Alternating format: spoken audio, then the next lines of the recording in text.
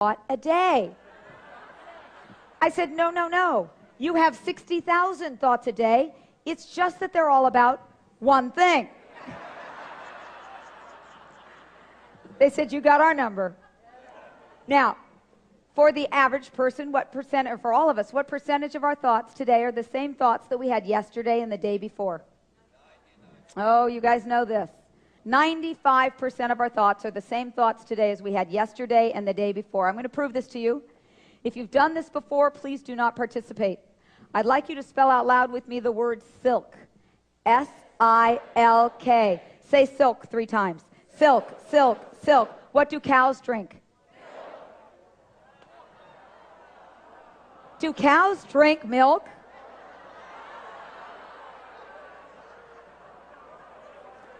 You have strange cows where you are.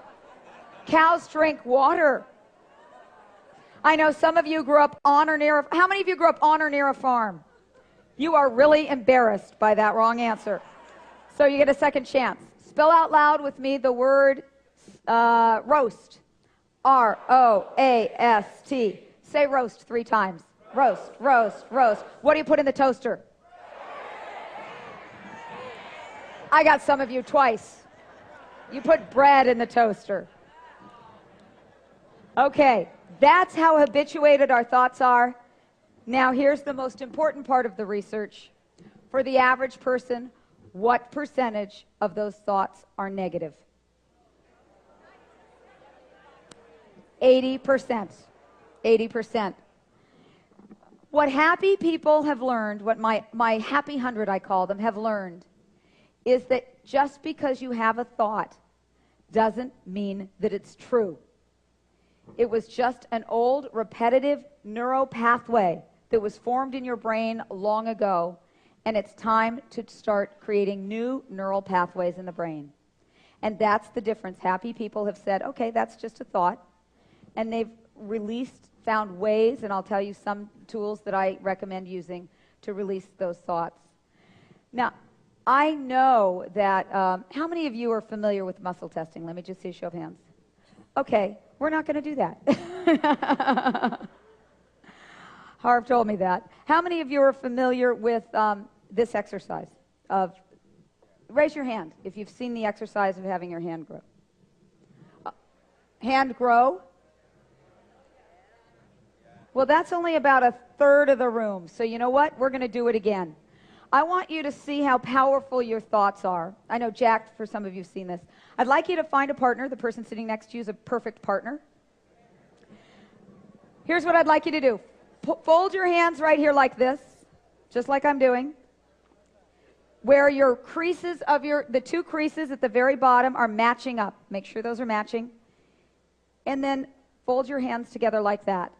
Now, inevitably, one hand is longer than the other hand, and I want you and your partner to look at each other's hands, and together I want you to observe and determine which fingers are longer, okay? Yeah, you got it?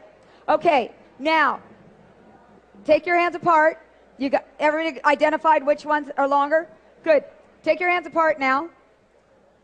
Take the hand that had the shorter fingers on it. Okay, hold it up here. That's your shorter finger hand. Put it out in front of you. And you're going to talk to that hand. I want you to say, grow, grow, grow. And now just feel it growing, see it growing, picture it growing, put your attention on it growing. Grow, grow, grow. Okay.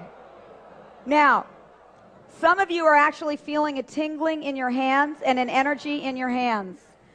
We are so powerful. Now, put your hands back the way they were and put them together here and take a look. And take a look at your partner's hands. Take a look at your partner's hands. Is that amazing?